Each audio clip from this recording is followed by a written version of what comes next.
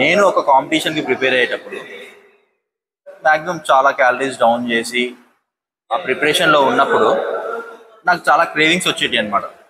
ఆ క్రేవింగ్స్ని కంట్రోల్ చేసుకోలేక నేను ఏం చేసేవాడిని, స్వీట్ క్రేవింగ్స్ని కంట్రోల్ చేసుకోవడానికి అంజీర్ తినడం కానీ, మేబీ కొంచెం స్వీట్గా ఉన్నాయి ఏదో ఒకటి తినేసి ఆ క్రేవింగ్స్ని అక్కడితో ఆపుకోవడం చేస్తూ ఉండేటాను.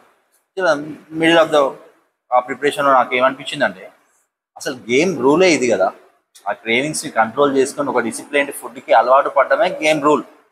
సో నువ్వు దాన్నే మిస్లీడ్ చేసి దాన్నే రిప్లేస్ చేస్తా అంటే ఇంకా మనం దేనికి అలవాటు పడలేం కదా.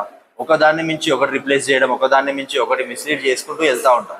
ఇప్పుడు చాలా మంది కూడా అన్న ఒకటే ప్రోటీన్ సోర్స్ అంటే సేమ్ క్వాంటిటీ తోటి ఒకటే క్యాలరీ కౌంట్ తోటి చాలా రెసిపీస్ ఉన్నాయి కదా, నాకు ఈ 10 days తిన్న తర్వాత నాకు ఇది బోర్ కొట్టింది, ఇంకో రెసిపీకి వెళ్తా.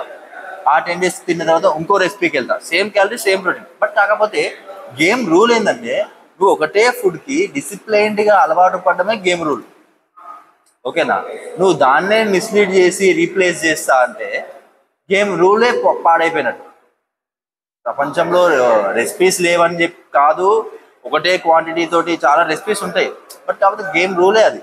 ఒకటే ఫుడ్కి స్టిక్ అయ్యి కొద్ది రోజులు అలవాటు పడ్డం, ఆ తర్వాత నువ్వు ఏ ఫుడ్ తిన్నా సరే నీ మైండ్ని నువ్వు కంట్రోల్ చేసుకునే కెపాసిటీ తెచ్చుకుంటావు. ఓకేనా?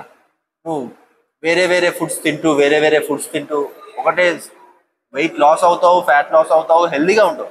బట్ కాకపోతే అది అయిపోయిన తర్వాత నువ్వు ఆ క్రేవింగ్స్ని కంట్రోల్ చేసుకోలేవు, ఎక్కువ అయిపోతాయి, ఎక్కువ తినేస్తావు.